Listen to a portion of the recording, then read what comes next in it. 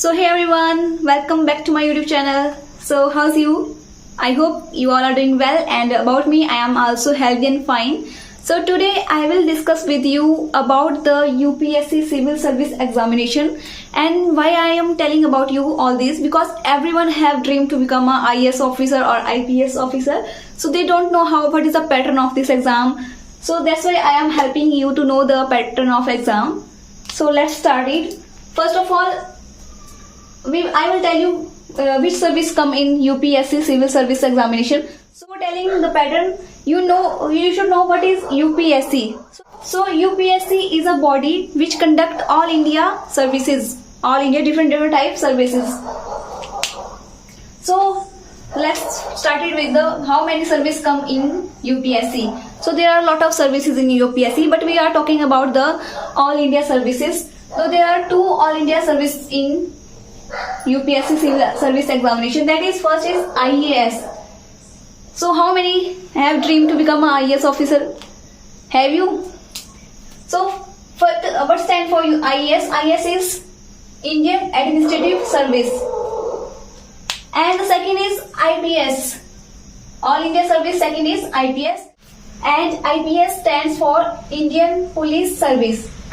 And I think everyone have a dream to become an IPS officer. Tell me in the comment section who want to become an IAS officer or IPS officer. Tell me, okay? So these are the all India level services. Actually, I am talking in English because I want to improve my English. So that's why I will share it with you all in Hindi also. But I want to improve my speaking skills. So that's why I am utilizing this opportunity to talk in English. Because whenever I found some opportunity to learn different things, so I utilize that. So, and I said to you that there are two all India service which come under UPSC, but there are also one extra Indian all India service. That is Indian Forest Service, and this does not come under UPSC. Means there is a different exam for Indian Forest Service. So these are three all India services in which two are coming UPSC Civil Service Examination. Okay, I think you will understand this thing. IAS and IPS come under UPSC Civil Service Examination, but there are other 17 services which come under central government, and that come under some ministry, some department like Indian Foreign Service, that come under Ministry of External Affairs. So these 17 are other services which come under UPSC Civil Service Examination, but that is not all India service. These come under Group A services. So I think you understand the pattern. You understand what are the service come under UPSC Civil Service Examination. So now I will tell you what is the pattern of this exam. So because if you want to clear this exam, first of all you should know the pattern, and after that you should know the syllabus, and after that you should know the previous year questions. Then you will crack this exam. This exam is divided into three phases. There are three phases in this examination. First is preliminary, second is mains, and third is interview. So in first is preliminary, okay, pre-exam. In pre there are two exams. First I am telling about the pre-exam. So how many exam come in pre? There are two exam in pre. Which one? First is GS, General Studies. And about General Studies, it is around 200 marks, and there are 100 questions in this examination. So one question is of 2 marks, then it will come 200. Are you understanding? And second exam is CSAT. And what CSAT stand for? CSAT meaning is Civil Service Aptitude Test. Means in this examination there is a math, reasoning, and also comprehension like. So it is also of 200 marks, but the question is 80. Means one question is of 250 marks, 2.5 marks. One question stands for 2.5 marks, and this examination is only qualifying. You have to score 33% out of 200. Means you have to score 66 marks from 200, then you will clear the CSAT.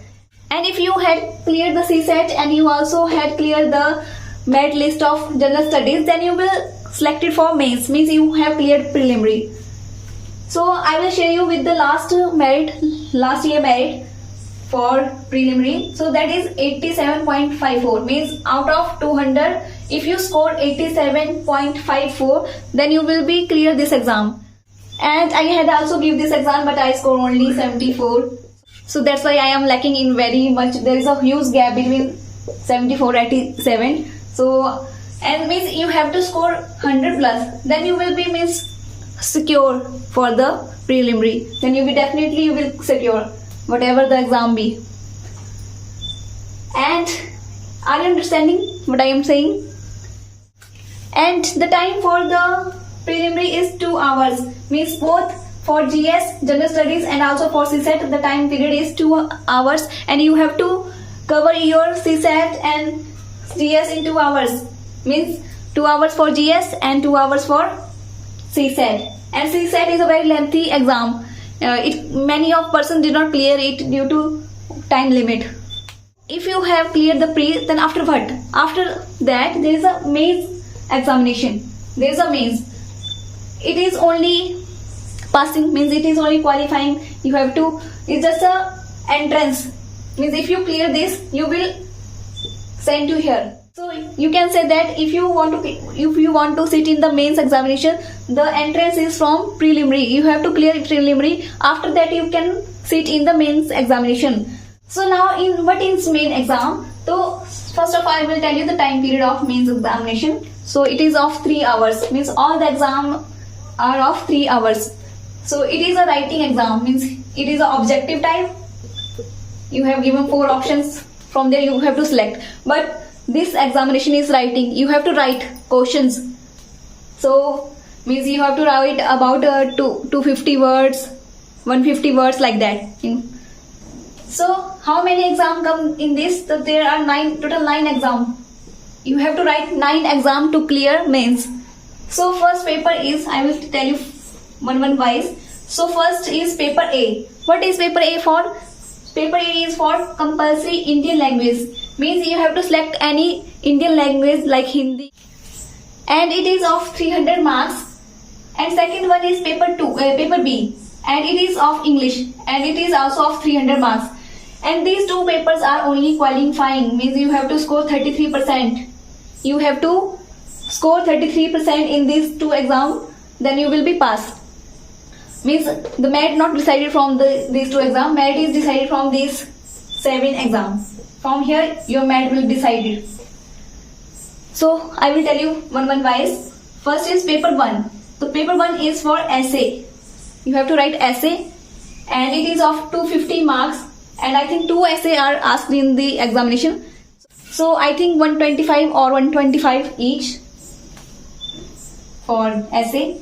So, and paper 2 is about GS1, General Studies 1.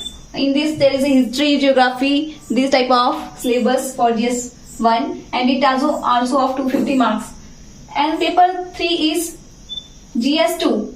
GS2 is also of 250 marks, and there is a polity, governance, like the subject in this GS2.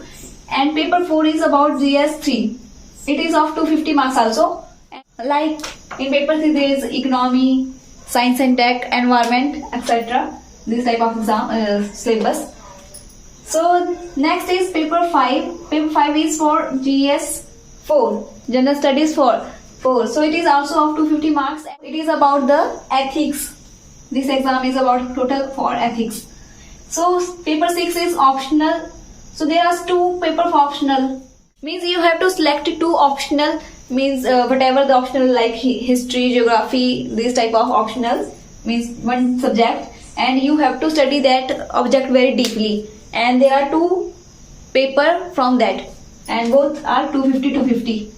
So if we add all these papers marks, so it become 1750, means 1750. So if you want to clear mains, what is the merit list? I will tell you the last year merit list. That is 745. Means out of 1750, if you score 745, means you can say 800 plus. Then you will be selected for interview. Means your mains will cleared. Now third phase is about interview. So interview is about 275 marks. It is of 275 marks, okay? From the main examinations and the interview, whatever marks you get, that will be added and that become the final merit. So total marks are, means if you added the total mains exam marks and also for the interview marks, if you add all this, so it will come 2075. Means the total marks for UPSC civil service examination is 2075 and last year merit is 953 total. Means from 2075, if you score 953 or you can say 1000 plus, then you will become IAS officer. So have you understand what I have told you today, what I have shared with you today? So now question is, what is the qualification for this exam? Means if you want to sit in this exam, so what is the qualification? So qualification is only you should graduate. You should graduate in any field. Like if you graduated from BTech, you graduated from BSc, everything, then you can sit in this exam and your age should be 21. After 21 you will sit in this exam. Before that you can't sit on this exam. Actually this is the overview. This is the not total syllabus. I will share the syllabus with you all if you want. And whatever your age, just start preparing. Whatever your age, if you are around 15, 20, prepare for this exam. It will change your life. And so believe me, nothing is impossible. Impossible. You know the impossible? The word also says that I am possible. I am possible. So you can do it. Just think about it and start preparing for this exam. So whatever your age be, don't think about it. If you want to, means if you have a dream to become a IAS officer or IPS officer, other these services, don't think that you can't do it. You can do it. You are made for it. But the thing is, you should believe in yourself. If you start believing in yourself, everything happening in your life automatically. Okay, let's meet in the next video and hope you like this. Means whatever I told you today, you have liked this. So if you like this, please like, share and comment on my video. So bye bye, take care.